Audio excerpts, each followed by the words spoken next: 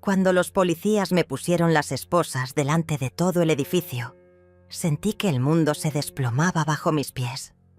62 años de vida, y nunca había imaginado que terminaría así, humillada frente a los vecinos que me conocían desde hacía décadas, arrestada por mi propio hijo. Carlos estaba ahí, con los brazos cruzados, viendo cómo me llevaban como si fuera una delincuente común. Valentina, su esposa, grababa todo con el teléfono, con esa sonrisa fría que ahora reconozco como la máscara que siempre había usado conmigo. «Mamá, tú te lo buscaste». Fueron las últimas palabras que escuché de Carlos antes de que cerraran la puerta del patrullero. 20 años. 20 años financiando ese apartamento, sacrificando mis vacaciones, mis gustos, mi propia comodidad, para que él tuviera un hogar. Y ahora me decían que yo era la perturbadora, la loca que no sabía cuándo parar. Pero todo había comenzado de manera tan normal, tan dulce. Era un domingo soleado de marzo cuando Carlos me invitó al portal a almorzar, en el apartamento. «Mamá, ven a casa. Valentina preparó tu plato favorito», me había dicho por teléfono, con esa voz cariñosa que conocía desde que era niño.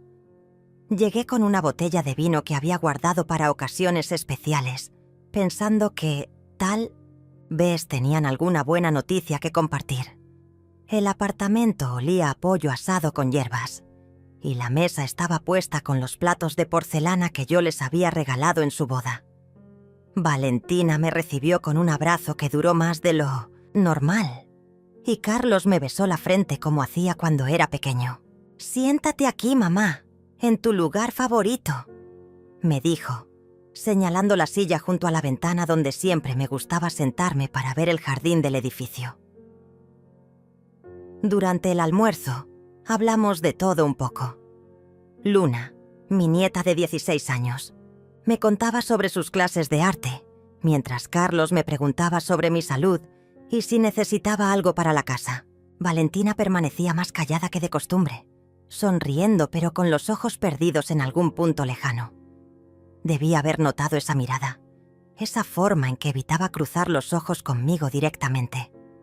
Cuando terminamos de comer, Carlos sirvió café en las tazas azules que yo le había comprado años atrás, y fue entonces cuando dijo algo que debería haberme alertado. «Mamá, qué bueno que ya no tienes que preocuparte más por las cuotas del apartamento. Debe ser un alivio enorme para ti», lo dijo con una sonrisa. Pero había algo en su tono que no encajaba, algo que no supe identificar en ese momento. Yo acababa de hacer el último pago del financiamiento la semana anterior.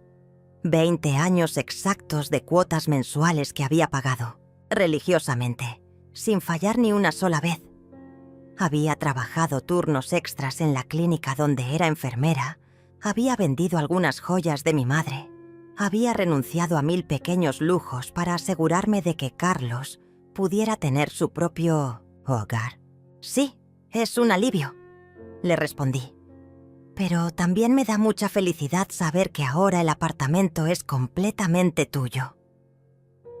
Valentina tosió suavemente y se levantó para buscar más café. Y en ese momento, Carlos me miró con una expresión extraña, como si hubiera dicho algo incorrecto. «Mamá», me dijo, inclinándose hacia adelante. «Creo que hay algo que no entiendes bien. El apartamento ya está a nuestro nombre desde hace años. Nosotros nos hicimos cargo de todos los trámites legales cuando vimos que tú ya no podías manejar esas cosas tan complicadas». Sus palabras me golpearon como un balde de agua fría. ¿Cómo que ya no podía manejar cosas complicadas? Yo había manejado todas las finanzas de la familia durante décadas. Había criado a Carlos sola después de que su padre muriera. Había administrado mi propio dinero sin problemas. «¿De qué estás hablando, Carlos? Yo pagué todas las cuotas. El apartamento está a mi nombre», le dije, sintiendo cómo la confusión se mezclaba con una inquietud creciente. Valentina regresó con la cafetera y se sentó a mi lado, poniendo su mano sobre la mía con una sonrisa condescendiente. «María, querida, Sabemos que a veces te confundes un poco. Es normal a tu edad. Por eso Carlos y yo decidimos hacernos cargo de todo antes de que hubiera problemas. Su voz era suave, maternal, como si le estuviera hablando a una niña pequeña. Pero sus ojos eran fríos, calculadores. Nosotros te agradecemos mucho todo lo que hiciste, pero ahora es momento de que te relajes y nos dejes a nosotros manejar estas responsabilidades. Luna, que había estado escuchando en silencio, frunció el ceño y miró a su padre con una expresión de desconcierto que me tranquilizó un poco. Al menos ella parecía tan confundida como yo. «Pero yo tengo todos los recibos», insistí, sintiendo cómo la voz se me quebraba ligeramente. «Tengo la escritura original, tengo todos los documentos del banco. ¿Cómo pueden haber cambiado la titularidad sin que yo lo supiera?» Carlos suspiró profundamente, como si estuviera perdiendo la paciencia con una persona difícil. «Mamá, tú nos diste poder para actuar en tu nombre. ¿No te acuerdas? Fue hace 3 años, cuando estuviste enferma con esa gripe tan fuerte. Dijiste que no querías preocuparte más por estos temas». No podía creerlo. Sí, había estado enferma, pero jamás había firmado un poder tan amplio como para que pudieran transferir la propiedad del apartamento. El resto de la tarde pasó como en una neblina. Traté de mantener la compostura, de no crear una escena delante de Luna, pero por dentro sentía que algo fundamental se estaba desmoronando. Carlos y Valentina siguieron hablando de temas triviales, como si no hubiera pasado nada, como si no me hubieran acabado de decir que el apartamento por el cual había trabajado durante 20 años ya no era mío. Cuando me despedí, Carlos me abrazó con la misma calidez de siempre, pero ahora ese abrazo me parecía falso, calculado. «Te queremos mucho, mamá», me susurró al oído, «y queremos que sepas que siempre tendrás un lugar en nuestro hogar». Nuestro hogar ya no era tu apartamento o el apartamento. Ahora era nuestro hogar. Y yo era simplemente una invitada que debía estar agradecida por ser recibida. Esa noche, en mi pequeño departamento de 2 ambientes, saqué todos los documentos que tenía guardados en la caja fuerte. Ahí estaban: la escritura original con mi nombre, todos los recibos de pago, las cartas del banco confirmando cada cuota abonada. Ningún documento mencionaba un poder amplio otorgado a Carlos. Ningún papel sugería que yo hubiera autorizado la transferencia de la propiedad. Mientras revisaba cada hoja bajo la luz de la lámpara del escritorio, sentí cómo una rabia fría comenzaba a crecer en mi pecho. No era la rabia explosiva de un momento, sino algo más profundo, más peligroso. Era la rabia de quien descubre que ha sido traicionada por las personas en las que más confiaba. Al día siguiente decidí ir al registro de la propiedad para verificar qué había pasado exactamente con el apartamento. Era lunes por la mañana y el edificio gubernamental tenía ese olor característico a papel viejo y desinfectante que siempre me recordaba a los hospitales. La funcionaria, una mujer joven llamada Rosa, me atendió con amabilidad cuando le expliqué mi situación. «Señora María, necesito que me muestre su documento de identidad y me dé la dirección exacta del inmueble», me dijo mientras encendía su computadora. Mis manos temblaban ligeramente mientras le entregaba mi cédula, no por nervios, sino por la anticipación de confirmar lo que ya sospechaba. Rosa tecleó durante varios minutos, frunciendo el ceño mientras revisaba la pantalla. «Aquí está el historial», me dijo finalmente, girando el monitor para que yo pudiera ver. El apartamento efectivamente estuvo a su nombre desde 2004 hasta hace 8 meses. En septiembre del año pasado, se registró una transferencia a nombre de Carlos Antonio Rodríguez y Valentina Esperanza Morales. Mi corazón se detuvo. 8 meses. Habían hecho la transferencia 8 meses atrás, mientras yo seguía pagando religiosamente las cuotas del financiamiento como una idiota. ¿Qué tipo de documento respaldó esa transferencia?, pregunté tratando de mantener la voz firme. Aquí dice que fue mediante escritura pública, con poder general otorgado por usted en agosto del año pasado, respondió Rosa, señalando una línea en la pantalla. El poder fue otorgado ante el notario Claudio Mendoza en su oficina del 100 Centro, agosto del año pasado. Traté de recordar qué había pasado en agosto. Había sido un mes difícil. Eso lo recordaba perfectamente. Había tenido una neumonía que me mantuvo en cama durante 2 semanas y Carlos había venido varias veces a cuidarme, trayéndome medicamentos y comida. Valentina también había aparecido un par de veces, siempre sonriente, siempre preguntando si necesitaba algo. Pero jamás había ido a ninguna notaría, jamás había firmado ningún poder. ¿Podría darme una copia de ese poder?, le pedí a Rosa.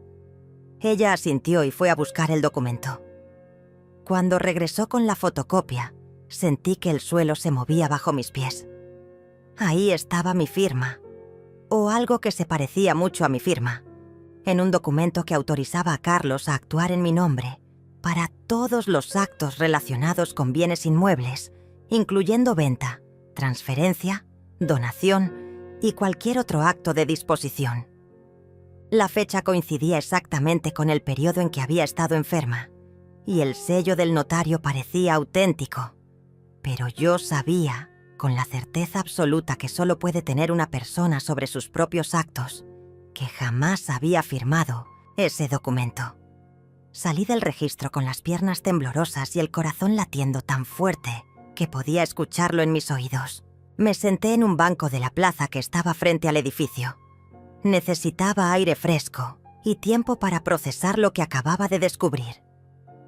Carlos y Valentina no solo habían tomado el apartamento, sino que habían falsificado mi firma para hacerlo. Habían aprovechado mi enfermedad, mi confianza, mi amor incondicional, para robarme 20 años de trabajo y sacrificio. Mientras estaba ahí sentada, viendo pasar a la gente que caminaba con sus vidas normales, sin traiciones familiares que los destrozaran por dentro, tomé una decisión. No iba a confrontarlos de inmediato. Iba a investigar más. Iba a entender exactamente qué habían hecho y cómo lo habían hecho. Esa tarde fui a la notaría de Claudio Mendoza. Era un edificio antiguo en el centro histórico, con esos pisos de mármol que hacían eco con cada paso. La secretaria me hizo esperar 20 minutos antes de que el notario pudiera recibirme. Claudio era un hombre mayor, de unos 70 años, con anteojos gruesos y una barba blanca perfectamente recortada. «Señora María», me dijo cuando entré a su oficina, «¿en qué puedo ayudarla?». Le expliqué que necesitaba verificar un poder que supuestamente había otorgado en su notaría el año anterior. Él pidió a su secretaria que trajera el archivo, y cuando llegó el documento lo revisó cuidadosamente. «Sí, aquí está», me dijo mostrándome una carpeta. «Usted vino acompañada de su hijo Carlos el día 15 de agosto. Recuerdo que me comentó que había estado enferma y que quería asegurar que su hijo pudiera manejar sus asuntos en caso de una emergencia». Sus palabras me golpearon como una bofetada. Según él, yo había estado ahí. Había hablado con él. Había explicado mis razones para otorgar el poder. Pero yo sabía que eso era imposible. El 15 de agosto había estado en mi cama, con fiebre alta, tomando antibióticos. Carlos había venido a verme ese día. Me había traído sopa y medicamentos, pero yo no había salido de casa en toda la semana. ¿Podría describirme cómo lucía yo ese día?, le pregunté a Claudio, tratando de mantener un tono casual. Él se quedó pensativo por un momento. «Bueno, recuerdo que estaba un poco pálida, como si estuviera recuperándose de una enfermedad.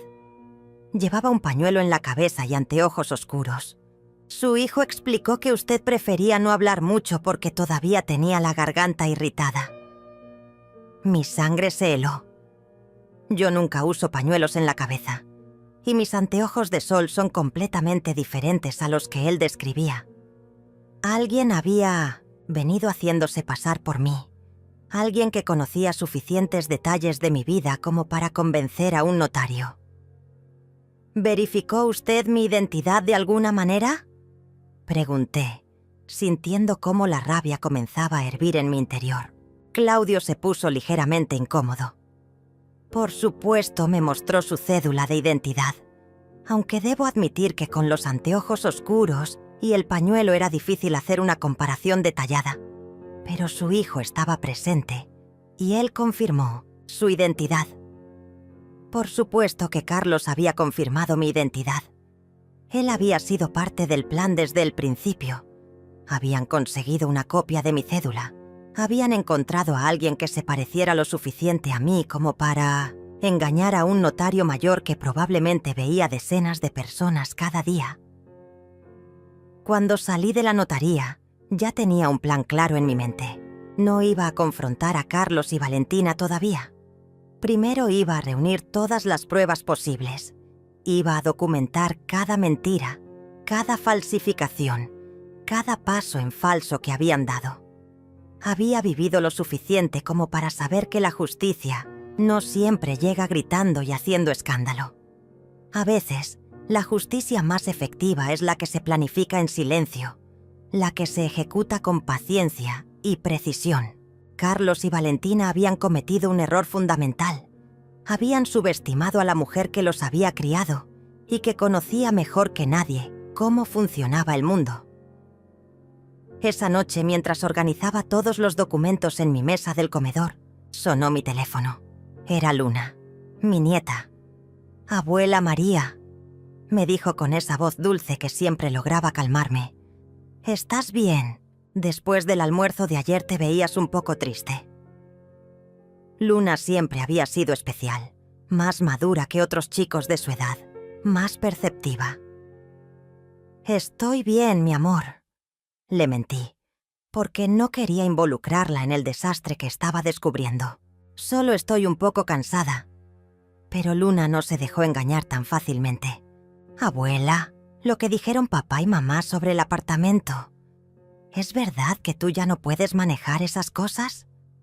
Su pregunta me partió el corazón, porque podía escuchar la confusión genuina en su voz. «Luna, mi niña», le dije suavemente, «tu abuela está perfectamente bien. No te preocupes por esas cosas de adultos». Hubo un silencio del otro lado de la línea, y luego Luna susurró: «Abuela, si alguna vez necesitas ayuda, puedes contar conmigo. ¿Está bien?».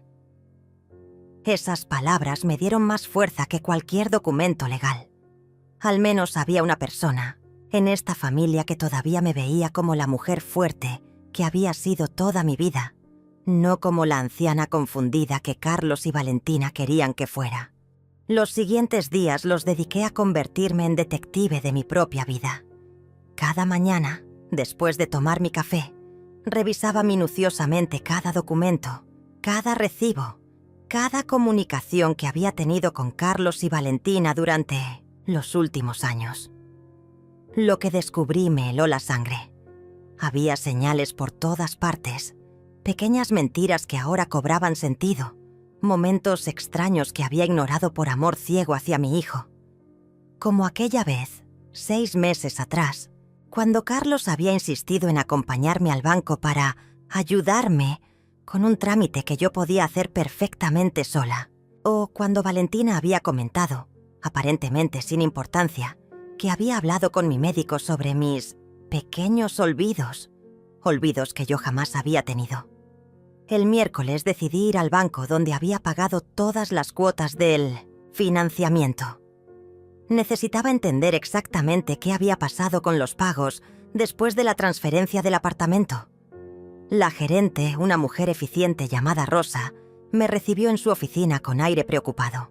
«Señora María», me dijo después de revisar mi cuenta, «tengo que decirle que hay algo extraño en su historial de pagos. Usted siguió pagando las cuotas del préstamo durante 8 meses después de que el apartamento ya no estaba a su nombre». Le pedí que me explicara en detalle lo que había pasado. Según los registros del banco, Carlos había venido en septiembre del año anterior con el poder falsificado para informar sobre el cambio de titularidad del inmueble. Pero aquí está lo extraño, continuó Rosa, mostrándome la pantalla de su computadora. Normalmente, cuando hay un cambio de titularidad, el nuevo propietario se hace cargo de los pagos restantes, pero su hijo específicamente pidió que los débitos automáticos siguieran saliendo de su cuenta. Dijo que era un regalo que usted quería hacerles, que era su forma de ayudarlos a establecerse. Un regalo. Habían tomado mi apartamento sin mi consentimiento y luego habían hecho que yo siguiera pagando por él, como si fuera un regalo. La crueldad de esa maniobra me quitó el aliento. No solo me habían robado, sino que habían convertido ese robo en una supuesta muestra de mi generosidad. ¿Hay algún registro de que yo haya autorizado esa continuación de pagos?, pregunté, aunque ya sabía la respuesta. Rosa revisó cuidadosamente todos los documentos y finalmente negó con la cabeza. No, señora. Solo está la solicitud de su hijo, respaldada por el Poder General. Pedí copias de todos los movimientos de mi cuenta relacionados con ese apartamento. Cuando vi las cifras totales, sentí que el mundo se tambaleaba. En esos 8 meses adicionales, había pagado casi el equivalente a 2 años de mi pensión. Dinero que Carlos y Valentina habían recibido, sabiendo perfectamente que ya no era mi obligación pagarlo. Esa tarde, mientras caminaba de regreso a casa con todas las pruebas en mi bolso, me crucé con José, el portero del edificio donde vivía Carlos. José me conocía desde hacía años. Siempre había sido amable conmigo cuando iba a visitar a mi hijo. «Señora María», me saludó con una sonrisa. «¿Cómo está usted? Hace tiempo que no la veo por aquí». Le expliqué que había estado ocupada con algunos trámites, sin entrar en detalles, pero José, con esa intuición que tienen las personas que trabajan observando a la gente, notó que algo no estaba bien. «¿Sabe qué?», me dijo bajando la voz. «El otro día escuché a su nuera hablando por teléfono en el lobby y mencionó algo sobre la vieja y que ya era hora de que entendiera cuál era su lugar». Las palabras de José me confirmaron lo que ya sospechaba. Esto no había sido un impulso, sino un plan cuidadosamente orquestado. El jueves por la mañana, Carlos me llamó por teléfono. Su voz sonaba casual, como si nada hubiera cambiado entre nosotros. «Mamá, ¿qué tal si vienes a almorzar el domingo? Valentina váme a hacer ese postre de dulce de leche que tanto te gusta». Acepté la invitación, manteniendo el mismo tono cariñoso de siempre. Necesitaba ver cómo se comportaban ahora que creían haber conseguido lo que querían. «Perfecto, mi amor», le dije. «Llevaré flores para Valentina». Después de colgar, me quedé sentada en silencio, planificando cuidadosamente cada palabra, cada gesto que haría durante esa comida. Iba a ser la performance más importante de mi vida. El domingo llegué al apartamento con un ramo de rosas, amarillas y mi sonrisa más dulce. Carlos me recibió con un abrazo efusivo, como si fuéramos la familia perfecta que aparentábamos ser. Valentina estaba en la cocina, con un delantal floreado que le daba un aire doméstico completamente falso. «María, querida», me dijo con esa voz melosa que ahora reconocía como pura actuación. «Qué bueno que viniste. Necesitamos hablar contigo sobre algunas cosas importantes». Luna estaba en su habitación, haciendo tarea, así que éramos solo los 3 adultos en la sala. «Mamá», comenzó Carlos, sentándose frente a mí con expresión seria.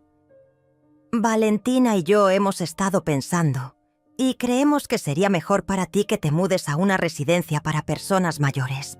Hay una muy bonita cerca de aquí, con jardines y actividades». Sus palabras flotaron en el aire como dagas. No solo me habían quitado el apartamento, Ahora querían deshacerse de mí completamente. «Es que nos preocupa mucho que vivas sola», continuó Valentina, tomando mi mano con fingida ternura. «El otro día, cuando viniste aquí confundida por el tema del apartamento, nos dimos cuenta de que tal vez necesitas más cuidado del que nosotros podemos darte». Confundida. Esa palabra resonó en mi cabeza como una campana de alarma. Habían convertido mi reacción lógica ante su traición en una señal de senilidad. Era la narrativa perfecta. La anciana confundida que ya no puede manejar sus asuntos y que necesita ser internada por su propio bien. ¿Y qué pasaría con mi departamento?, pregunté con voz temblorosa, fingiendo la vulnerabilidad que ellos esperaban ver. Carlos y Valentina intercambiaron una mirada cómplice. «Bueno, podríamos ayudarte a venderlo», dijo Carlos. «Con ese dinero podrías pagar la residencia durante varios años, y nosotros nos haríamos cargo del resto cuando se acabe». El resto de la comida transcurrió en una atmósfera surrealista. Hablamos de trivialidades mientras ellos desarrollaban su plan para apoderarse también de mi departamento y encerrarme en una institución. Valentina me mostró folletos de residencias geriátricas que había conseguido, todas con precios que consumirían rápidamente el dinero de la venta de mi casa. Carlos hablaba de las ventajas de no tener que preocuparme por facturas, limpieza o compras.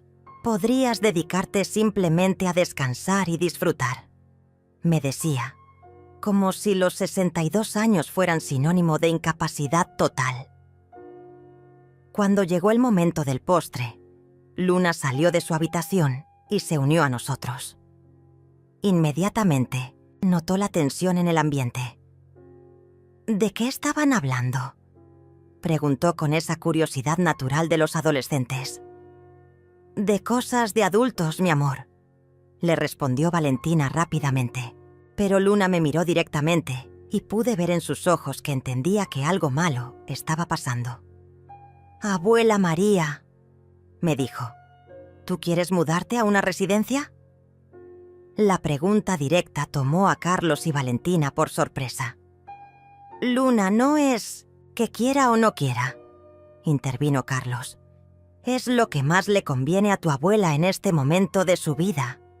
Pero ella puede decidir por sí misma, ¿no?», insistió Luna, con esa lógica implacable que solo tienen los jóvenes que aún no han aprendido a aceptar las mentiras de los adultos. Valentina se puso ligeramente incómoda. Por supuesto que puede decidir, pero a veces las decisiones son difíciles y nosotros tenemos que ayudarla a ver qué es lo mejor. Luna frunció el ceño, claramente insatisfecha con esa respuesta. En ese momento supe que mi nieta era mi aliada, natural en esta batalla, aunque ella aún no entendiera completamente de qué se trataba. Cuando me despedí esa tarde, Carlos me abrazó con particular intensidad. «Piénsalo bien, mamá», me susurró al oído. «Queremos lo mejor para ti». Pero había algo en su tono que sonaba más a amenaza que a preocupación filial. Valentina me acompañó hasta la puerta y justo antes de que yo saliera, me dijo en Soundcienov, voz baja: «María, espero que entiendas que esto es inevitable. Las cosas han cambiado y es mejor que te adaptes». Sus palabras confirmaron mis peores sospechas. Esto no era una propuesta, era un ultimátum disfrazado de cariño familiar. Esa noche, después de la comida con Carlos y Valentina, no pude dormir. Sus palabras sobre la residencia geriátrica resonaban en mi cabeza como una sentencia de muerte. Me quedé despierta hasta las 3 de la madrugada, sentada en mi sillón favorito, mirando por la ventana hacia las luces de la ciudad. Era como si estuviera viendo mi vida desde afuera, como una película triste donde la protagonista es traicionada por las personas que más ama. Pero mientras estaba ahí, en la oscuridad de mi sala, algo cambió dentro de mí. La tristeza comenzó a transformarse en algo más poderoso, más frío más calculado. No iba a permitir que me trataran como a una anciana indefensa. Había sobrevivido a la muerte de mi esposo. Había criado a Carlos sola. Había trabajado durante 40 años sin fallar un solo día. No iba a rendirme ahora. El lunes por la mañana tomé la decisión más importante de mi vida: buscar ayuda legal. Había evitado esta opción porque una parte de mí aún esperaba que todo fuera un malentendido, que Carlos reaccionara cuando se diera cuenta del daño que me había hecho. Pero después de escuchar sus planes para internarme, entendí que esto era una guerra, y en las guerras no se puede pelear sin armas. Busqué en las páginas amarillas hasta encontrar un abogado especializado en derecho de familia y estafas. Su nombre era Rafael Mendoza, y su oficina estaba en el centro de la ciudad, en un edificio moderno que inspiraba confianza. Rafael era un hombre de unos 50 años, con cabello canoso y una mirada inteligente que me tranquilizó inmediatamente. Cuando le conté toda la historia, desde el financiamiento del apartamento hasta el poder falsificado y los planes de internación, él tomó notas cuidadosamente sin interrumpirme. «Señora María», me dijo cuando terminé mi relato, «lo que me está describiendo constituye varios delitos graves: falsificación de documentos, estafa, apropiación indebida y posiblemente hasta tentativa de incapacitación fraudulenta». Sus palabras me dieron esperanza, pero también me asustaron. Significaba que mi propio hijo era un delincuente. «¿Qué opciones tengo?», le pregunté, tratando de mantener la voz firme. Rafael se reclinó en su silla y me explicó que había 2 caminos posibles: el penal y el civil. En lo penal, podríamos presentar una denuncia por falsificación y estafa. En lo civil, podríamos demandar la nulidad de la transferencia del apartamento por vicio del consentimiento. Me explicó que el camino penal sería más dramático pero más arriesgado, porque significaría que Carlos podría ir a la cárcel. El civil sería más lento pero más seguro para recuperar mi propiedad. «¿Cuánto tiempo tomaría cada opción?», pregunté. «Lo penal, entre 6 meses y 2 años. Lo civil, entre 1 y 3 años, dependiendo de las apelaciones». Pero Rafael me ofreció una tercera opción que no había considerado. «También podríamos intentar una estrategia más creativa. Si usted me autoriza, puedo contactar discretamente a su hijo y a su nuera para informarles que tenemos evidencia de sus actividades ilegales y ofrecerles la posibilidad de revertir voluntariamente la transferencia antes de que inicies acciones legales. A veces, cuando las personas entienden que han sido descubiertas, prefieren solucionar las cosas en privado para evitar escándalos públicos». La idea me gustó. Les daría una oportunidad de hacer lo correcto antes de destruir completamente nuestra relación familiar. Pero mientras tanto, me advirtió Rafael, necesita protegerse. Si ellos realmente están planeando declararla incompetente mentalmente, podrían intentar aceleración ese proceso ahora que usted sabe la verdad. Me explicó que debía conseguir una evaluación psicológica y psiquiátrica independiente que certificara mi plena capacidad mental. También me recomendó cambiar las claves de todas mis cuentas bancarias y evitar estar sola con Carlos y Valentina sin testigos. ¿Hay alguien en su familia en quien pueda confiar completamente?, me preguntó. Sin dudarlo, le mencioné a Luna. «Mi nieta es una buena chica, pero solo tiene 16 años. No quiero involucrarla en esto. A veces los jóvenes ven las cosas con más claridad que los adultos», me dijo Rafael con una sonrisa sabia. «Si ella ya sospecha que algo está mal, podría ser su aliada más valiosa». Me dio su tarjeta y acordamos reunirnos nuevamente el viernes, después de que él hubiera revisado todos los documentos que le había entregado. «Señora María», me dijo mientras me acompañaba a la puerta, «quiero que sepa que casos como el suyo son más comunes de lo que la gente imagina. Usted no está sola en esto, y tiene más opciones de las que cree. Esa tarde, mientras caminaba por el parque cerca de mi casa, sonó mi teléfono. Era Luna. «Abuela María», me dijo con voz preocupada. «Necesito hablar contigo. ¿Puedes venir a buscarme a la escuela?» Había algo en su tono que me alarmó inmediatamente. «¿Estás bien, mi amor? ¿Pasó algo?» «Estoy bien, pero escuché a mis papás hablando anoche, y creo que necesitas saberlo». Mi corazón se aceleró. «¿Dónde nos encontramos?» «En la heladería que está frente a mi escuela. Salgo a las 5». Miré mi reloj. Eran las 4:30. Tenía tiempo suficiente para llegar. Cuando llegué a la heladería, Luna ya estaba esperándome en una mesa del fondo, con su mochila escolar y una expresión más seria de la que debería tener una chica de su edad. Me senté frente a ella y pedí 2 helados de chocolate, su sabor favorito desde pequeña. «Abuela», comenzó Luna sin preámbulos, «papá y mamá están planeando algo malo contigo». Sus palabras confirmaron mis peores temores. «¿Qué escuchaste exactamente, mi amor?» Luna tomó una cucharada de helado antes de responder, como si necesitara valor para continuar. «Anoche, después de que tú te fuiste, escuché que mamá estaba hablando por teléfono con alguien. Decía que ya habían conseguido el apartamento, pero que ahora necesitaban acelerar lo de tu departamento antes de que tú causaras problemas». Luna hizo comillas con los dedos al decir «causaras problemas», imitando el tono despectivo de su madre. También dijo algo sobre un médico que les había prometido ayudarlos con un diagnóstico de demencia senil.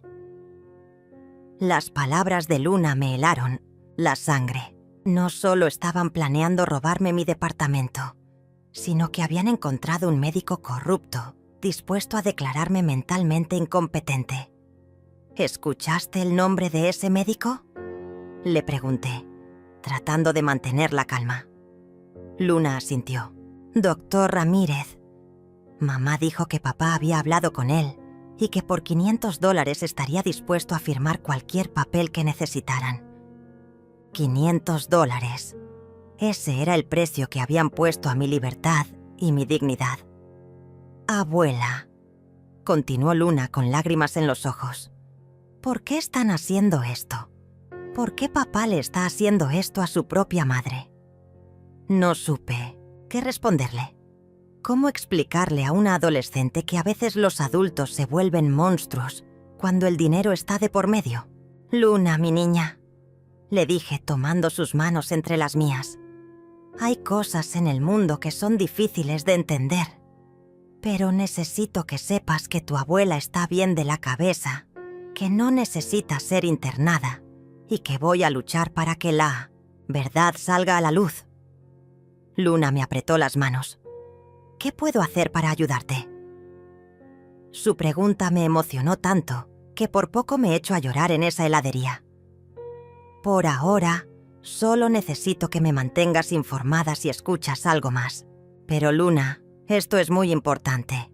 No pueden saber que tú me estás contando estas cosas. Si se dan cuenta, podrían prohibirte que me veas». «Entiendo», me dijo Luna con una madurez que me sorprendió. «Abuela, ¿sabías que papá cambió las cerraduras del apartamento la semana pasada? Dijo que era por seguridad, pero ahora que sé todo esto, creo que era para que tú no pudieras entrar cuando quisieras». Esa información me dio la confirmación final de que Carlos y Valentina habían estado planeando esto durante mucho tiempo. Cada detalle, cada conversación, cada gesto aparentemente inocente había sido parte de una estrategia para quitarme todo lo que tenía y convertirme en una prisionera de mi propia familia. Cuando nos despedimos esa tarde, Luna me abrazó más fuerte que nunca.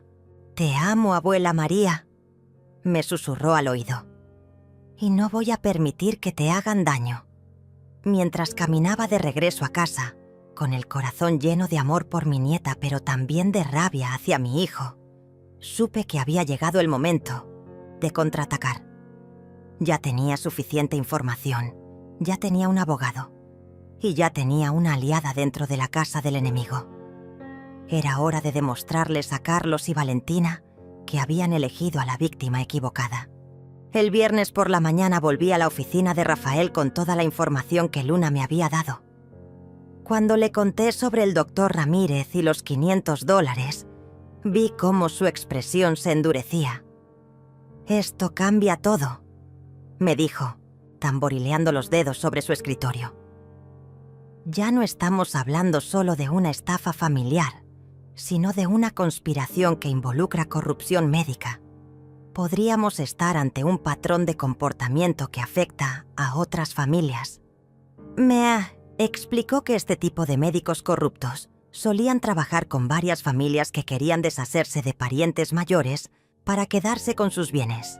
«Señora María», me dijo Rafael con seriedad, «necesito que tome una decisión importante. Podemos seguir con el plan original de contactar discretamente a su hijo, o podemos ir directamente a las autoridades con toda esta información. Si elegimos la segunda opción, no solo recuperará su apartamento, sino que ayudará a desmantelar toda una red de corrupción». Su propuesta me hizo pensar en todas las otras mujeres de mi edad que podrían estar pasando por lo mismo, víctimas de hijos, desalmados y médicos sin escrúpulos. «¿Qué significa ir a las autoridades?», ya le pregunté. Rafael me explicó que tendríamos que presentar una denuncia formal ante la fiscalía y que probablemente la policía tendría que hacer una investigación encubierta. Esto podría incluir grabaciones telefónicas, seguimientos y hasta operaciones donde usted participaría como testigo protegido para obtener evidencias.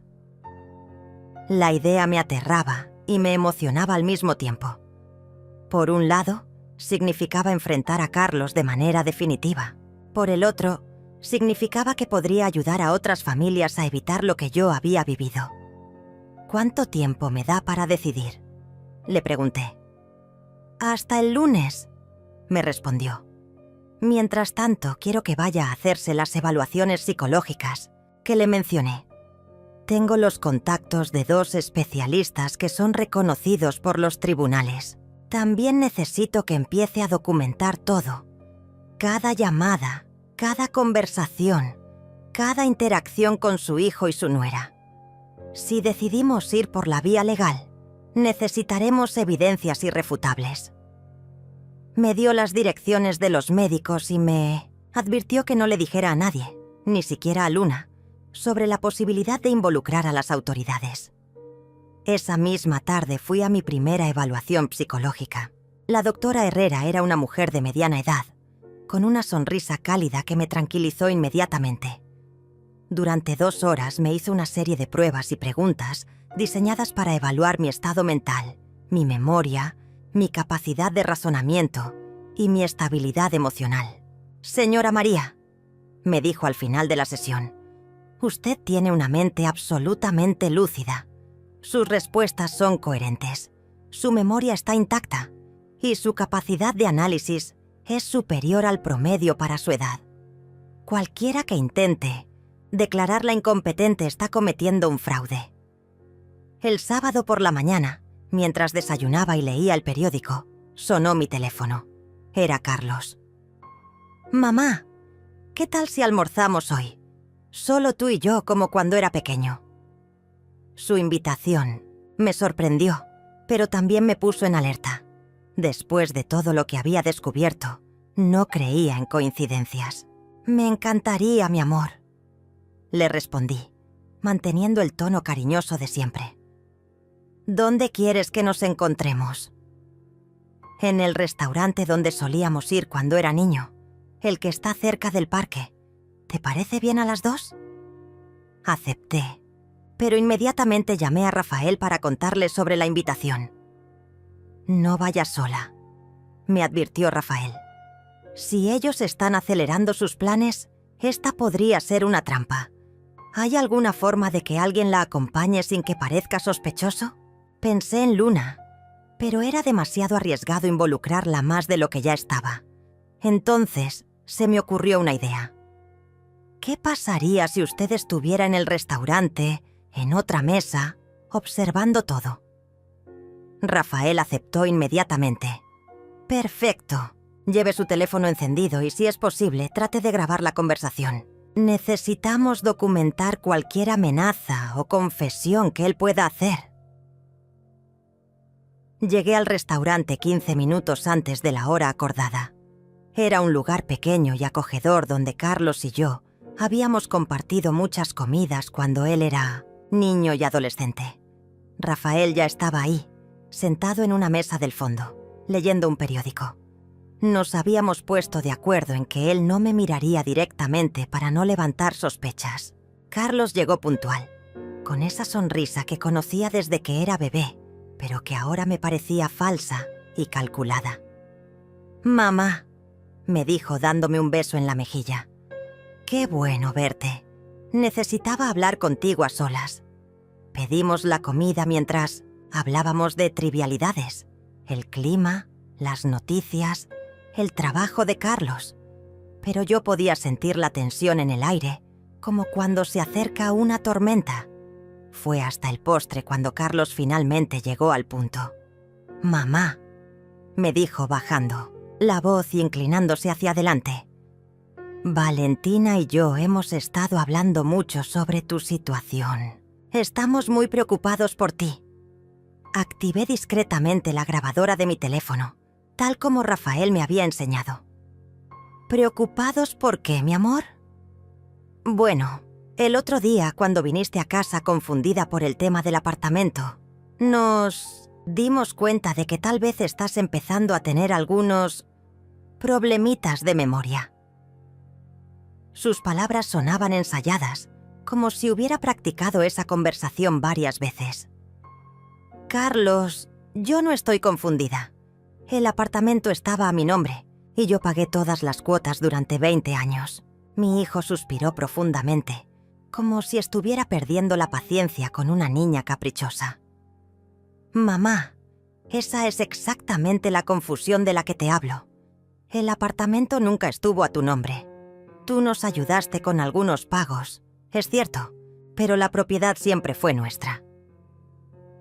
La mentira era tan descarada que por un momento me quedé sin palabras. Carlos continuó hablando mientras yo procesaba la magnitud de su traición. «Por eso hemos decidido que es mejor que te hagas unos exámenes médicos. Tenemos una cita con un especialista muy bueno, el doctor Ramírez, para el martes que viene». Ahí estaba la confirmación de todo lo que Luna me había contado. «¿Y si los exámenes salen bien?», le pregunté, tratando de mantener la voz calmada. Carlos sonrió, pero sus ojos permanecieron fríos. «Por supuesto que van a salir bien, mamá. Pero es importante que tengamos documentación médica oficial de tu estado actual, por tu propio bien. ¿Y si no quiero hacerme esos exámenes?», insistí. La sonrisa de Carlos se desvaneció un poco. «Mamá, no es una opción. Como tu hijo, tengo la responsabilidad de cuidar de ti, y eso incluye asegurarme de que recibas la atención médica que necesitas». Había algo amenazante en su tono, una autoridad que nunca antes había usado conmigo. «Carlos», le dije suavemente, «yo crié a un niño dulce y cariñoso. ¿Qué pasó con ese niño?». Mi pregunta pareció tomarlo por sorpresa, y por un momento vi un destello del Carlos que conocía, pero desapareció rápidamente. «Mamá, ese niño creció y ahora tiene responsabilidades. Una de esas responsabilidades eres tú». Se quedó callado por un momento, mirando su café, y luego agregó algo que me heló la sangre. «Mira, te voy a ser honesto.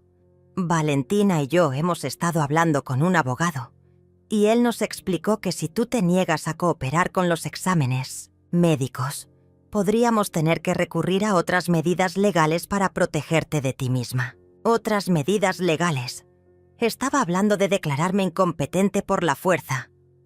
¿Qué tipo de medidas legales? Le pregunté, aunque ya sabía la respuesta. Carlos se inclinó más hacia mí, bajando la voz hasta casi un susurro. Podríamos solicitar una tutela judicial, mamá. Si un juez determina que no eres capaz de cuidar de ti misma, Valentina y yo podríamos tomar todas las decisiones por ti. ¿Dónde vives?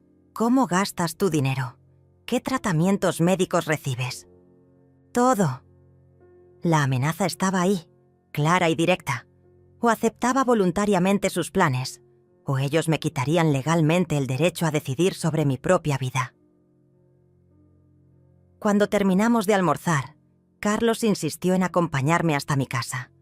Durante el camino siguió hablando sobre los beneficios de la tutela judicial, como si fuera un producto que estuviera tratando de venderme. Podrías dejar de preocuparte por facturas, por decisiones difíciles, por administrar tu dinero.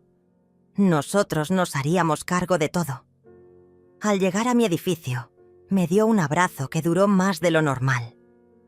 «Piénsalo bien, mamá», me susurró al oído. «El martes vamos a pasar a buscarte para llevarte al doctor Ramírez. Espero que para entonces hayas entendido que esto es lo mejor para todos». Esa noche, mientras escuchaba la grabación de nuestra conversación, sentí una mezcla de tristeza y rabia que nunca había experimentado antes. La tristeza por el hijo que había perdido, el niño dulce que se había convertido en este extraño calculador, y la rabia por la humillación, por la traición, por la forma en que habían planeado robarme mi dignidad junto con mis bienes. Pero también sentí algo más: determinación. Carlos había cometido un error fatal al amenazarme tan abiertamente. Ahora tenía en mis manos la evidencia que Rafael necesitaba para proceder con la denuncia. El domingo por la mañana llamé a Rafael desde temprano. «Tengo la grabación», le dije sin preámbulos. Carlos se incriminó completamente. Habló del doctor Ramírez, de la tutela judicial, de las amenazas legales. Todo está ahí. Rafael me pidió que fuera a su oficina inmediatamente, aunque fuera domingo. «Esto es más urgente de lo que pensaba», me dijo. «Si ellos van a llevarla al médico corrupto el martes, tenemos que actuar antes». Una hora después estaba en su oficina, reproduciendo la grabación mientras él tomaba notas y asentía gravemente con cada nueva revelación. «Señora María», me dijo cuando terminamos de escuchar todo, «esta grabación es oro puro. Su hijo confesó prácticamente todos los delitos. La conspiración con el médico, el plan de tutela fraudulenta, las amenazas de quitarle su autonomía. Con esto podemos proceder inmediatamente». Me explicó que iba a contactar al fiscal especializado en delitos económicos y que probablemente tendríamos una respuesta antes del lunes por la noche. «Pero necesito que entienda una cosa. Una vez que presentemos esta denuncia, no hay vuelta atrás. Su relación con su hijo cambiará para siempre». «Mi relación con mi hijo ya cambió para siempre», le respondí con una calma que me sorprendió. El Carlos que yo conocía nunca me habría amenazado de esa manera. El hombre que almorzó conmigo ayer es un extraño que por casualidad tiene la cara de mi hijo. Rafael asintió comprensivamente.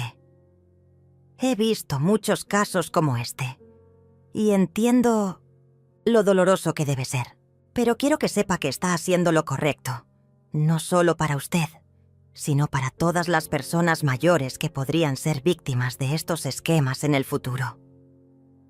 Esa tarde, mientras esperaba noticias de Rafael, decidí hacer algo que había estado posponiendo: revisar completamente mi testamento. Si Carlos era capaz de robarme en vida, no tenía dudas de que también intentaría manipular mi herencia después de mi muerte. Saqué el documento de mi caja fuerte y lo leí cuidadosamente.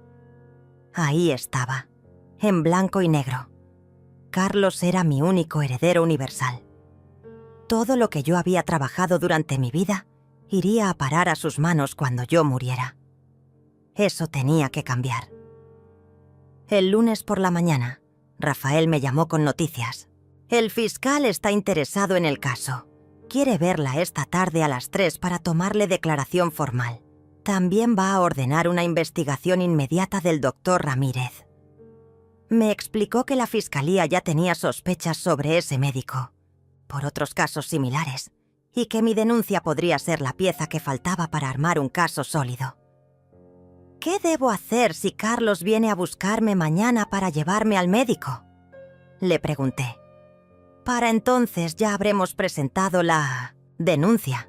La policía estará monitoreando la situación y usted tendrá protección legal. La declaración en la fiscalía fue más intensa de lo que había imaginado. El fiscal, un hombre joven pero con experiencia, me hizo repasar toda la historia desde el principio, deteniéndose en cada fecha, cada documento, cada conversación. Señora María, me dijo al final, su caso es particularmente valioso porque usted tuvo la inteligencia de documentar todo. La mayoría de las víctimas de estos esquemas no se dan cuenta hasta que es demasiado tarde o no tienen las pruebas necesarias para actuar. Me aseguró que la investigación comenzaría inmediatamente y que tendría protección policial si la necesitaba. Esa noche Luna me llamó con urgencia. Abuela, necesito verte. Papá y mamá están haciendo algo extraño. Están empacando documentos y hablando de un viaje. Quedamos en encontrarnos en nuestro lugar habitual, la heladería, después de que ella saliera de clases. Cuando llegué, la encontré más nerviosa de lo que la había visto jamás. Abuela, me dijo en voz baja, creo que papá y mamá se van a ir. Escuché que mamá le decía a alguien por teléfono que ya era hora de acelerar los planes porque la vieja estaba empezando a hacer preguntas. ¿Escuchaste algo más sobre ese viaje?, le pregunté. Luna asintió. Mamá estaba preparando documentos y entre ellos vi algo que tenía tu nombre. También escuché que mencionaron algo sobre transferir dinero a una cuenta en el extranjero. Mi sangre se heló. Carlos y Valentina no solo estaban planeando declararme incompetente, sino que estaban preparando su escape con mi dinero. Luna, mi amor, le dije, necesito que esta noche prestes mucha atención a todo lo que digan y hagan. Si ves que están empacando para irse, o si escuchas fechas específicas, me llamas inmediatamente. Esa noche no pude dormir. Rafael me había asegurado que la investigación se movería rápidamente, pero si Carlos y Valentina estaban planeando huir, podrían desaparecer antes de que las autoridades pudieran actuar. A las 2 de la madrugada, mi teléfono sonó. Era Luna, susurrando desde su habitación. Abuela, están empacando ahora. Papá está metiendo carpetas en una maleta y mamá está en la computadora transfiriendo dinero. Escuché que dijeron algo sobre irse mañana por la noche, después de llevarte al médico. La información de Luna confirmó mis peores temores. El plan era llevarme al doctor Ramírez en la mañana, conseguir el diagnóstico fraudulento de incompetencia mental y luego huir con todo mi dinero antes de que yo pudiera reaccionar. Era un plan perfecto, excepto por un detalle que ellos no habían considerado. Yo ya sabía todo y las autoridades ya estaban involucradas. Luna, susurré por teléfono. Mañana va a ser un día muy difícil. Pase lo que pase, quiero que sepas que tu abuela te ama y que todo lo que va a suceder es para protegerte a ti también. El martes por la mañana, a las 8 en punto, sonó el timbre de mi apartamento. Era Carlos, puntual como siempre. Cuando abrí la puerta, lo encontré sonriendo con esa misma sonrisa falsa que había usado en el restaurante. «Buenos días, mamá. ¿Estás lista para ir al doctor?» Me había vestido con mi mejor traje, el azul marino que siempre me daba confianza. «Por supuesto, mi amor», le respondí con la dulzura de siempre. «Solo déjame tomar mi cartera. Lo que Carlos no sabía era que en esa cartera llevaba mi teléfono con la aplicación de grabación activada, los números de Rafael y del fiscal en marcación rápida, y una copia de la denuncia que habíamos presentado el día anterior. En Teocienterzuer, el auto, Carlos parecía más nervioso de lo usual.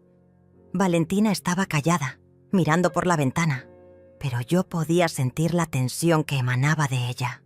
«¿Cómo se llama el doctor al que vamos?», pregunté fingiendo inocencia. «Doctor Ramírez», respondió Carlos. «Es un especialista muy reconocido en temas en problemas de memoria en personas mayores».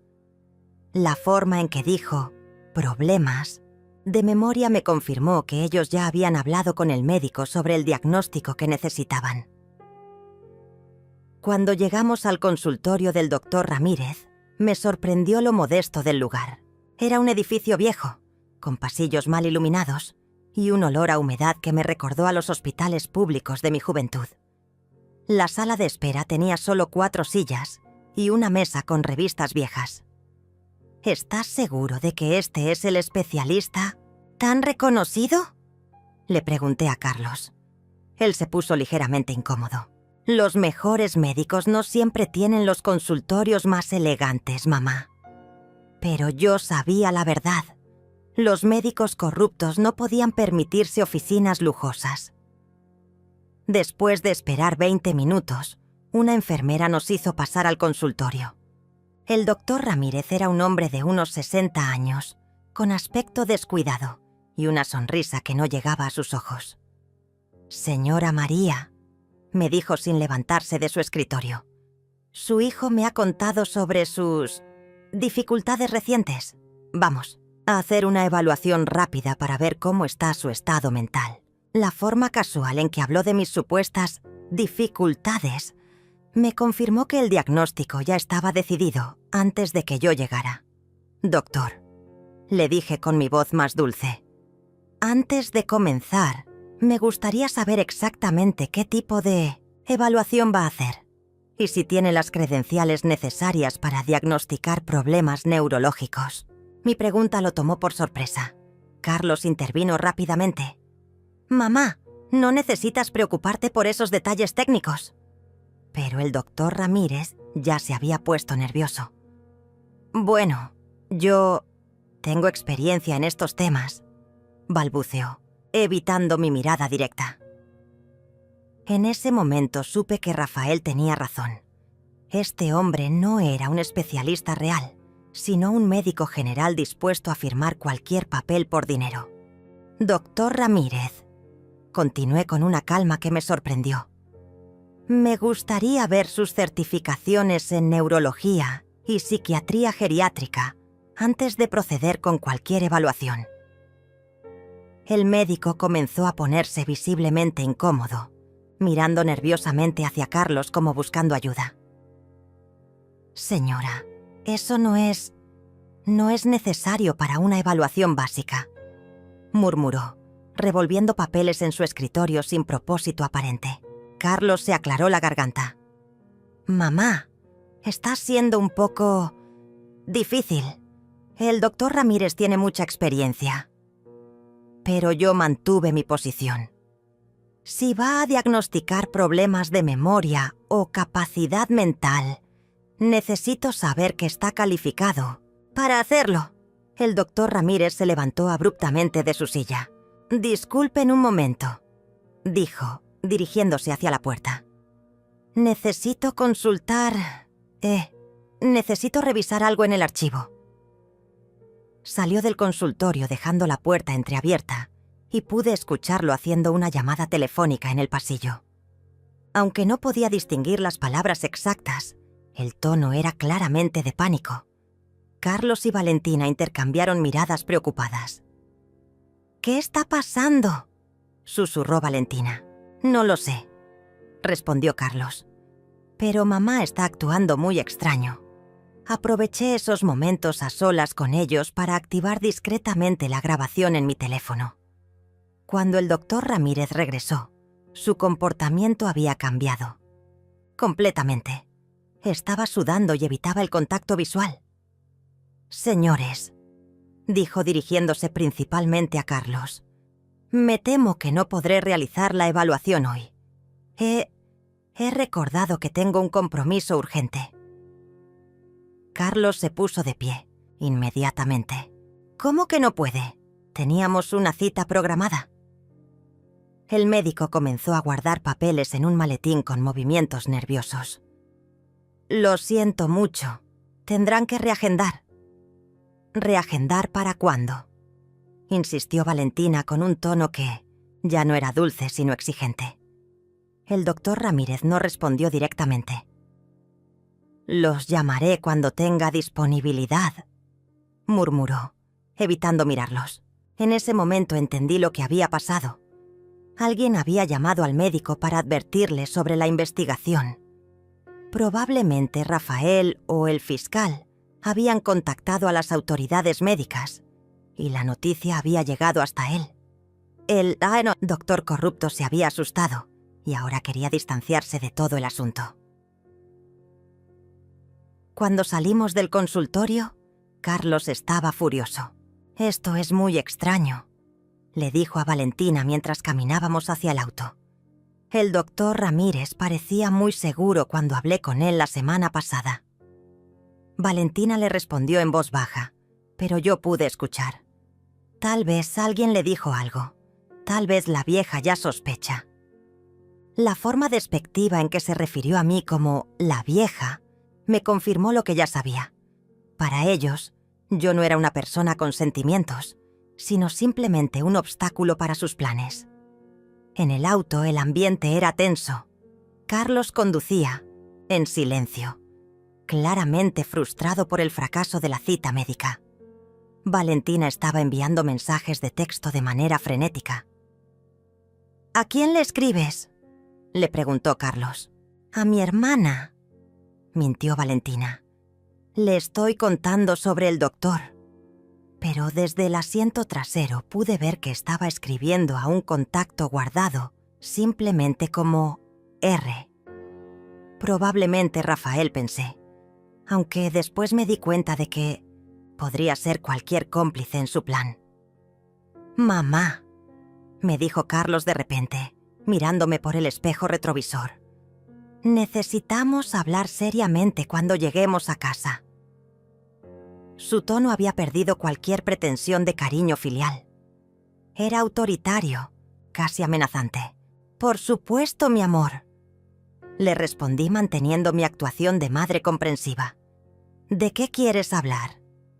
«De tu futuro», respondió secamente.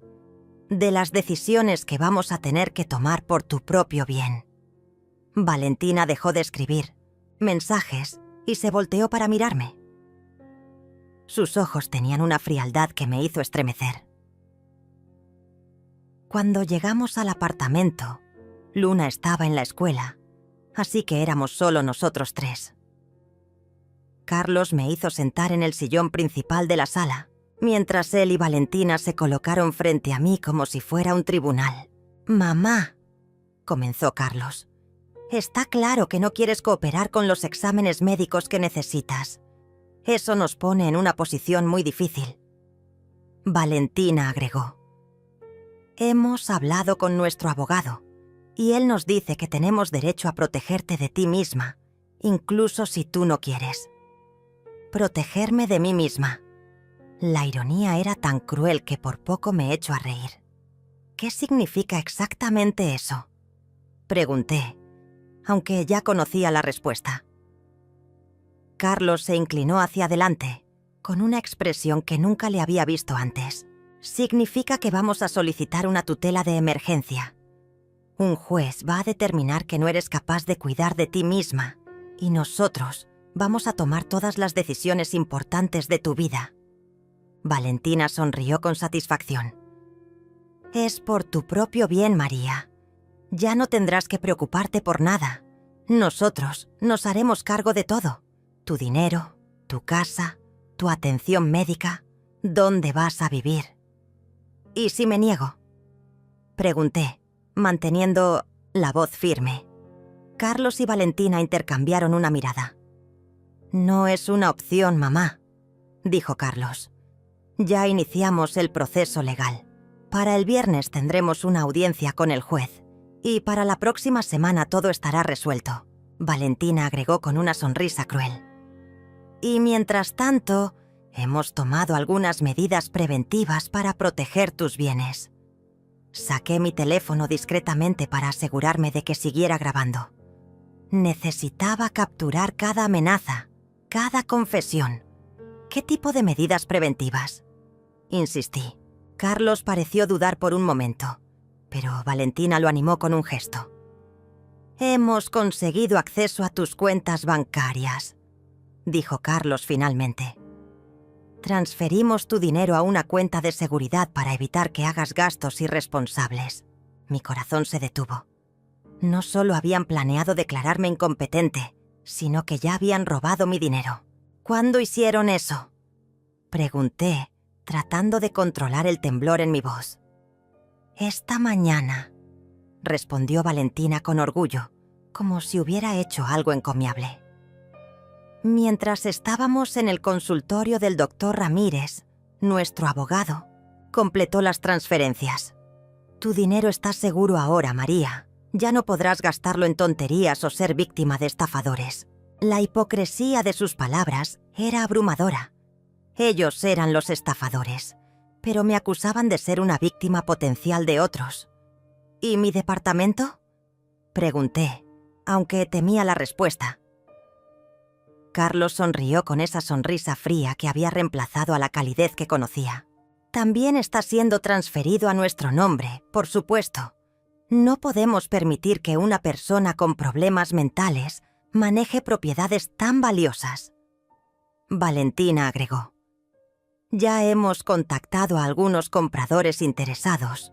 Con el dinero de la venta podrás pagar una residencia muy bonita por varios años». En ese momento entendí que habían acelerado todos sus planes. El fracaso con el doctor Ramírez los había asustado, así que habían decidido actuar sin esperar el diagnóstico médico falso. Estaban robándome todo en tiempo real, mientras me amenazaban con una tutela judicial que me quitaría cualquier posibilidad de defenderme. Pero lo que no sabían era que cada palabra que decían estaba siendo grabada y que las autoridades ya estaban al tanto de sus actividades. «Carlos», le dije suavemente, usando el tono maternal que había empleado cuando era niño y hacía algo malo. «¿Realmente crees que esto está bien? ¿Robarle a tu propia madre?». Por un momento vi un destello de duda en sus ojos, pero Valentina intervino rápidamente. «No es robo, María, es protección. Y Carlos está haciendo lo correcto al proteger a su familia del desastre financiero que tú podrías causar». Su influencia sobre mi hijo era evidente. Ella había alimentado su codicia hasta convertirlo en alguien irreconocible. «¿Cuándo planean llevarme a esa residencia?», pregunté, fingiendo resignación. Carlos se relajó un poco, creyendo que finalmente había aceptado mi destino. «El domingo», respondió. «Ya tenemos todo arreglado. Es un lugar muy bonito, con jardines y actividades para personas de tu edad». Valentina agregó. «Y nosotros te visitaremos regularmente, por supuesto. Serás muy feliz ahí». El domingo. Me quedaban exactamente 5 días de libertad antes de que me encerraran en una institución contra mi voluntad. Cuando me levanté para irme, Carlos me acompañó hasta la puerta. «Mamá», me dijo, y por un momento su voz recuperó algo de la calidez de antes. «Espero que entiendas que todo esto es porque te queremos». Lo miré directamente a los ojos, buscando algún rastro del niño que había criado, del joven que había cuidado cuando estuvo enfermo, del hombre que me había llamado su heroína en su discurso de graduación. Pero todo lo que vi fue aún extraño con la cara de mi hijo. «Lo entiendo perfectamente, Carlos», le respondí. Y era cierto. Entendía que el hijo que había amado ya no existía. En cuanto llegué a mi departamento, llamé inmediatamente a Rafael. «Tengo otra grabación», le dije sin preámbulos. Esta vez confesaron todo. El robo del dinero, los planes de la tutela fraudulenta, la fecha exacta cuando planean internarme. Rafael me pidió que fuera a su oficina inmediatamente. «Esto es perfecto, señora María. Con esta nueva evidencia, el fiscal podrá actuar esta misma tarde». Una hora después estaba en su oficina, reproduciendo la conversación mientras él tomaba notas frenéticamente y ocasionalmente soltaba exclamaciones de incredulidad. «No puedo creer la frialdad con que planificaron todo esto», me dijo Rafael cuando terminamos de escuchar la grabación. «Pero hay algo que me preocupa. Si ya transfirieron su dinero esta mañana, necesitamos actuar inmediatamente para congelar esas cuentas». Me explicó que iba a contactar al fiscal para solicitar una orden de emergencia que bloqueara cualquier movimiento adicional de mis fondos. «¿Cree que podrán recuperar mi dinero?», le pregunté. «Si actuamos rápido, sí. Los bancos están obligados a cooperar con las autoridades en casos de fraude». Mientras Rafael hacía las llamadas necesarias, yo me quedé sentada en su oficina, procesando todo lo que había pasado en las últimas horas. Mi propio hijo había admitido sin ningún remordimiento que había robado mi dinero y que planeaba encerrarme en una institución. Había hablado de mí como si fuera un objeto, un problema que resolver, no como la mujer que había sacrificado, todo por darle una buena vida. La traición era tan profunda que sentía como si me hubieran arrancado el corazón del pecho. «Señora María», me dijo Rafael cuando terminó sus llamadas, «tengo buenas y malas noticias. La buena es que el fiscal va a presentar cargos criminales contra su hijo y su nuera esta misma tarde. La mala es que aparentemente lograron transferir una cantidad significativa de dinero a una cuenta en el extranjero antes de que pudiéramos detenerlos». Mi corazón se hundió. «¿Cuánto dinero?», pregunté, aunque temía la respuesta. «Aproximadamente el 70% de sus ahorros. Pero no se preocupe, vamos a trabajar con Interpol para rastrear esos fondos». Esa tarde, mientras esperaba noticias del fiscal, decidí hacer algo que había estado posponiendo: llamar a Luna para explicarle lo que estaba pasando. No podía permitir que se enterara por los noticieros o por sus padres furiosos. «Luna, mi amor», le dije cuando contestó el teléfono, «necesito hablar contigo sobre algo muy serio. ¿Puedes salir de la escuela temprano?». Había algo en mi tono que la alarmó. Inmediatamente: «¿Estás bien, abuela? Suenas diferente». «Estoy bien, pero necesito verte. Es sobre tus padres». Nos encontramos en el parque que estaba a medio camino entre su escuela y mi casa. Luna llegó corriendo, con la mochila colgando de un hombro y una expresión de preocupación que me partió el corazón. Era solo una niña, de 16 años, y estaba a punto de enterarse de que sus padres eran delincuentes. «Abuela», me dijo sin aliento, «¿qué está pasando?». Mamá estaba muy nerviosa cuando salí esta mañana, y papá estaba haciendo llamadas extrañas. Me senté en un banco y la invité a sentarse a mi lado. «Luna, mi niña», comencé, eligiendo cuidadosamente las palabras. «Tus padres han hecho algunas cosas muy malas. Han robado dinero que me pertenecía, han falsificado documentos y estaban planeando encerrarme en una institución contra mi voluntad». Los ojos de Luna se llenaron de lágrimas inmediatamente. «¿Qué significa eso, abuela?». Le expliqué, de la manera más suave posible, que probablemente esa noche la policía arrestaría a Carlos y Valentina y que ella tendría que decidir dónde quería vivir mientras se resolvía la situación legal. «¿Puedo quedarme contigo?», me preguntó Luna, aferrándose a mi brazo. «Por supuesto, mi amor. Pero primero tenemos que hablar con los servicios sociales y con un juez.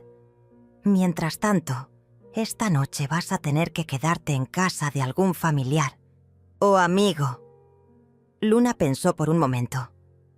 Puedo quedarme con mi prima Rosa, la hija de la hermana de mamá. Pero abuela, ¿qué va a pasar con papá y mamá? No supe qué responderle. ¿Cómo le explicas a una adolescente que sus padres podrían ir a la cárcel? Esa tarde, a las 5:30, Rafael me llamó con noticias urgentes. Señora María, necesita esconderse. El fiscal intentó ejecutar las órdenes de arresto, pero Carlos y Valentina no estaban en su apartamento. Aparentemente huyeron cuando se dieron cuenta de que las autoridades los estaban investigando. Mi sangre se heló. ¿Qué significa eso para Luna? La niña está segura. Uno de los vecinos nos dijo que vio a los padres salir con maletas esta mañana, pero que la chica se fue a la escuela normalmente. Aparentemente la abandonaron. Inmediatamente llamé a Luna para asegurarme de que estuviera bien. «Abuela», me dijo con voz temblorosa. Llegué a casa y está vacía. Todas las cosas de papá y mamá desaparecieron, pero dejaron mis cosas. Hay una nota en mi cama. Me pidió que leyera la nota por teléfono. Era un mensaje frío y calculado de Valentina, explicando que habían tenido que viajar por trabajo y que Luna podía quedarse con su prima Rosa hasta que regresaran. No mencionaban cuándo regresarían, ni siquiera se disculpaban por abandonarla sin explicación. «Luna, paca algo de ropa inmediatamente y sal de ese apartamento», le dije. «Voy a enviarte un taxi para que te lleve a casa de tu prima. No te quedes sola ahí». Rafael me había advertido que Carlos y Valentina podrían regresar para buscar más cosas, o peor aún, para llevarse a Luna como una forma de chantajearme. Mientras esperaba confirmación de que Luna había llegado segura a casa de Rosa, mi teléfono sonó. Era un número desconocido. «¿Mamá?» Escuché la voz de Carlos del otro lado de la línea. Sonaba distante, probablemente llamando desde otro país. «Carlos, ¿dónde estás? ¿Dónde está Luna?» Hubo una pausa antes de que respondiera. «Luna está bien. Está con su prima. Mamá, necesito que entiendas que nosotros no queríamos que las cosas llegaran a este punto». Su voz sonaba diferente, menos segura, como si finalmente se hubiera dado cuenta de la magnitud de lo que había hecho. «¿Qué punto, Carlos? ¿El punto donde robas a tu propia madre y abandonas a tu hija?» Y le respondí, sin poder contener la rabia en mi voz. «Mamá, tú no entiendes. Nosotros necesitábamos ese dinero. Valentina tiene deudas, yo tengo deudas. El apartamento no era suficiente». Por primera vez en meses, Carlos sonaba como el hombre vulnerable que había sido antes de conocer a Valentina. «Pero eso no te daba derecho a robarme», le dije. «Yo te habría ayudado si me hubieras pedido ayuda honestamente». «Ya es muy tarde para eso», intervino la voz de Valentina de fondo. Aparentemente estaba escuchando la conversación. «Carlos, corta esa llamada. No tienes nada más que decirle». Pero Carlos no colgó inmediatamente. «Mamá», me dijo en voz baja, «lo siento, sé que no me vas a perdonar nunca, pero necesitaba decirte que lo siento». Antes de que pudiera responder, la línea se cortó. Esa fue la última vez que hablé con mi hijo. Esa noche Luna durmió en casa de su prima Rosa, pero me llamó antes de acostarse. «Abuela», me dijo con una voz pequeña que me rompió el corazón, «¿crees que papá y mamá van a volver algún día?» No supe qué responderle. Parte de mí esperaba que Carlos reaccionara, que se diera cuenta del error que había cometido y regresara para enfrentar las consecuencias de sus actos. Pero otra parte de mí sabía que el hombre que había hablado conmigo por teléfono ya no era mi hijo, sino un fugitivo que había elegido el dinero sobre su propia familia. «No lo sé, mi amor», le respondí honestamente. «Pero lo que sí sé es que tú y yo vamos a estar bien. Vamos a cuidarnos mutuamente, como siempre hemos hecho. Luna se quedó callada por un momento. Abuela, ¿puedo preguntarte algo? Por supuesto, mi niña. ¿Tú crees que papá siempre fue así o cambió cuando conoció a mamá? Su pregunta me hizo reflexionar sobre todos los años que había pasado criando a Carlos, buscando señales de la crueldad que había demostrado. Creo que tu papá siempre tuvo la capacidad para hacer lo correcto y lo incorrecto, le respondí finalmente. Pero eligió el camino equivocado cuando se dejó influenciar por la codicia. Era la respuesta más honesta que podía darle a una chica de 16 años que acababa de descubrir que sus padres eran criminales. «Te amo, abuela María», me dijo antes de colgar. «Y yo te amo a ti, Luna. Mañana empezamos una nueva vida, tú y yo juntas». 6 meses después, estoy sentada en el jardín de mi nueva casa, una pequeña propiedad en las afueras de la ciudad que compré con el dinero que las autoridades lograron recuperar. No recuperé todo lo que Carlos y Valentina robaron, pero fue suficiente para comenzar de nuevo. Luna vive conmigo ahora, oficialmente bajo mi custodia, después de que un juez determinó que sus padres la habían abandonado. Ella está floreciendo en su nueva escuela y por las tardes me ayuda a cuidar el jardín de tomates y hierbas aromáticas que hemos plantado juntas. El proceso legal tomó meses, pero valió la pena cada día de testimonio y cada papel firmado. Carlos y Valentina fueron declarados culpables en ausencia de múltiples cargos: falsificación de documentos, estafa, apropiación indebida y abandono de menor. Sus pasaportes fueron cancelados y hay órdenes de arresto internacionales contra ellos.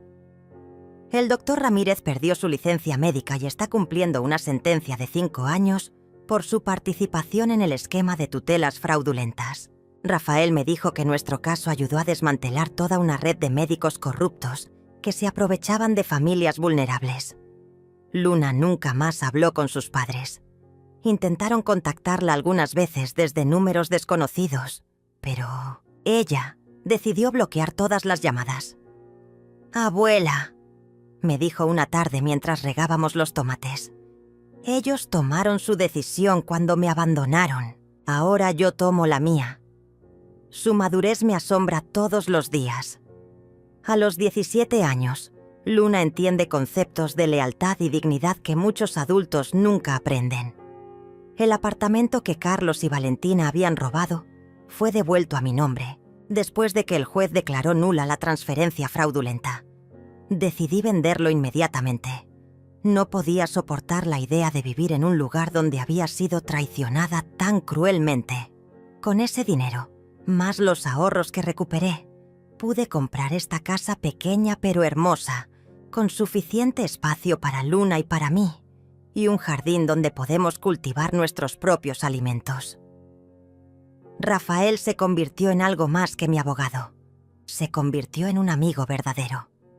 Viene a visitarnos una vez al mes, siempre trayendo libros para Luna y café especial para mí. «Señora María», me dijo durante su última visita, «usted es una de las mujeres más valientes que he conocido. Muchas personas en su situación simplemente se habrían rendido. Pero yo no me siento particularmente valiente, solo me siento libre. La libertad tiene un sabor diferente cuando la has perdido casi por completo. Cada mañana, cuando me despierto en mi propia cama, en mi propia casa, sin que nadie me amenace con quitarme mi autonomía, siento una gratitud profunda que nunca había experimentado antes. Manejo mis propias finanzas, tomo mis propias decisiones médicas, elijo cómo gastar mi tiempo y mi dinero. Son cosas simples que la mayoría de la gente da por sentado, pero para mí representan victorias diarias. Luna se graduará de la preparatoria el próximo año y ya está aplicando para universidades. Es brillante, mucho más inteligente de lo que yo era a su edad, y tiene planes de estudiar Derecho. Quiero ayudar a otras personas como tú, abuela. me dijo cuando le pregunté por qué había elegido esa carrera. Quiero asegurarme de que las familias no puedan abusar de sus mayores impunemente. Su pasión por la justicia me llena de orgullo y me da esperanza para el futuro.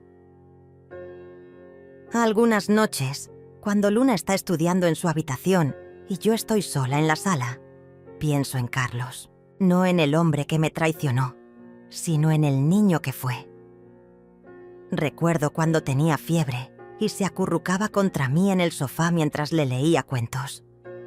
Recuerdo su graduación de la universidad, cuando me abrazó y me llamó su heroína. Recuerdo 1000 momentos pequeños y dulces de cuando era mi hijo de verdad, antes de que la codicia lo transformara en un extraño. No lo extraño porque el Carlos que conocí ya no existe, pero sí lloro por el niño que crié, por el hombre bueno que pudo haber sido si hubiera tomado decisiones diferentes. A veces me pregunto si hay algo que podría haber hecho de manera diferente, alguna forma en que podría haber evitado que se convirtiera en quien se convirtió. Pero Rafael me ha ayudado a entender que los adultos son responsables de sus propias decisiones y que el amor de una madre no puede proteger a un hijo de las consecuencias de sus propias acciones. La historia se hizo pública cuando los medios se enteraron del caso. Durante unas semanas fui la mujer que denunció a su propio hijo por robo. Algunos periodistas vinieron a la casa buscando entrevistas dramáticas y lágrimas para sus reportajes. Pero yo me negué a convertir mi dolor en entretenimiento. La única entrevista que concedí fue para un programa de televisión que se enfocaba en educar a personas mayores sobre cómo protegerse de estafas familiares. Durante esa entrevista, el conductor me preguntó si me arrepentía de haber denunciado a Carlos. ¿Se arrepiente de haber destruido a su propia familia?, me preguntó con tono dramático. Mi respuesta fue simple. Mi familia se destruyó el día que mi hijo decidió robarme y amenazarme. Yo solo me defendí. Después del programa recibí docenas de cartas de otras mujeres que habían pasado por situaciones similares. Muchas me agradecían por haber sido valiente, por haber demostrado que era posible luchar contra los abusos familiares. Una de esas cartas me marcó especialmente. Era de una mujer de 70 años cuyo hijo había estado robándole dinero durante años, pero que nunca se había atrevido a denunciarlo por miedo a destruir la familia. Después de ver su entrevista, escribía, entendí que mi hijo ya había destruido nuestra familia cuando decidió tratarme como un cajero automático en lugar de como su madre. Hoy presenté la denuncia y por primera vez en años me siento libre. Luna encontró esa carta en mi escritorio y la leyó sin permiso. Abuela, me dijo esa noche durante la cena, estoy muy orgullosa de ti, no solo por haberme salvado a mí, sino por haber salvado a otras familias también. Sus palabras me hicieron llorar, pero eran lágrimas de alivio, no de tristeza. Había logrado algo más importante que recuperar mi dinero o mi apartamento. Había logrado conservar mi dignidad y había demostrado que el amor verdadero a veces requiere decisiones difíciles. Ahora, mientras escribo estas líneas en mi diario, puedo escuchar a Luna practicando violín en su habitación. Es una melodía dulce que flota por toda la casa, como una promesa de que el futuro puede ser hermoso, incluso después de las traiciones más profundas. Mañana cumplirá 18 años y hemos planeado una pequeña celebración en el jardín con Rafael y algunos amigos de su nueva escuela. No sé si algún día Carlos se dará cuenta del daño que causó y decidirá regresar para enfrentar las consecuencias de sus actos. Parte de mí espera que lo haga. No porque quiera perdonarlo, sino porque creo que es lo único que podría darle paz a su alma atormentada. Pero si nunca regresa, Luna y yo estaremos bien.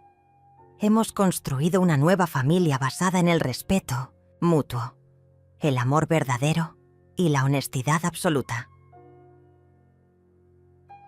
Al final, aprendí que la familia no se define por la sangre, sino por las acciones. Carlos dejó de ser mi hijo el día que decidió tratarme como enemiga. Luna se convirtió en mi verdadera hija el día que decidió quedarse a mi lado cuando sus padres la abandonaron. Algunas noches, cuando la miro estudiar con esa concentración feroz que la caracteriza, pienso que tal vez todo este dolor sirvió para algo, para salvarla a ella de convertirse en lo que sus padres se convirtieron. La vida me enseñó que el silencio no siempre es paz, que a veces la guerra es necesaria para conquistar la verdadera tranquilidad. Luché por mi libertad, por mi dignidad, por mi derecho a envejecer con autonomía y respeto, y gané. No recuperé todo lo que perdí, pero recuperé lo más importante, mi derecho a ser yo misma hasta el último día de mi vida. Y eso al final no tiene precio.